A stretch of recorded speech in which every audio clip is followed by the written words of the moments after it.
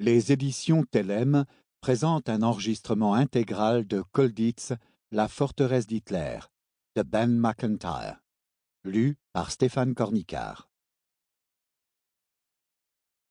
Prologue. Franz Josef. Chaque soir, le sergent-major Gustav Rothenberger faisait sa tournée d'inspection autour du château. Il vérifiait que les sentinelles étaient bien en place et en alerte, avec l'espoir d'en surprendre une assoupie. Rothenberger ne déviait jamais de sa routine, et sa dernière étape était toujours le côté est du bâtiment. Là, coincé entre un ravin et le puissant mur du château, un étroit passage menait à une porte entourée de fils de fer barbelés. Au-delà s'étendaient le parc et les bois. Des gardes, armés de mitraillettes, étaient postés tous les 9 mètres, tout au long du passage. 2 autres sentinelles gardaient la porte proprement dite, dont l'une patrouillait sur une passerelle métallique surélevée, avec une ligne de feu sans angle mort sur toute la longueur de la terrasse. Par une chaude nuit de septembre 1943, peu avant minuit, le sergent-major, ou Stabsfeldwebel en allemand, apparut comme d'habitude sur la terrasse, accompagné de 2 soldats portant leurs fusils en bandoulière. 2 heures plus tôt, les prisonniers avaient été bouclés dans leur quartier. Colditz était calme.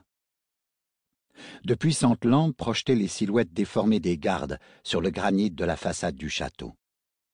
Il était impossible de confondre Rothenberger avec un autre. Ce Saxon s'était vu décerner la Croix de fer pendant la Première Guerre mondiale, et on disait qu'il portait ses médailles de campagne jusque dans son lit. Il était craint et admiré par les hommes de la section 3 de la compagnie des gardes qu'il avait sous ses ordres. Les prisonniers, qui saisissaient toutes les occasions de se moquer de leur geôlier, traitaient avec un respect prudent cet oiseau ébouriffé qui ressemblait à un soldat d'un autre siècle, couvert de cicatrices, rigoureusement discipliné et à la pilosité extravagante. Car le trait le plus caractéristique de Rothenberger, c'était l'étonnant plumage qui ornait son visage, une combinaison spectaculaire de moustaches et de favoris. Le vieux soldat était immensément fier de ses énormes bacchantes rougeâtres qu'il brossait, taillait et cirait comme il l'aurait fait d'un animal de compagnie exotique. Les prisonniers de guerre britanniques l'avaient surnommé Franz Josef, du nom de l'empereur austro-hongrois aux moustaches en guidon de vélo. Mais jamais, au grand jamais, il ne l'aurait appelé ainsi en sa présence. Rothenberger fonça vers le premier garde sur la terrasse et aboya.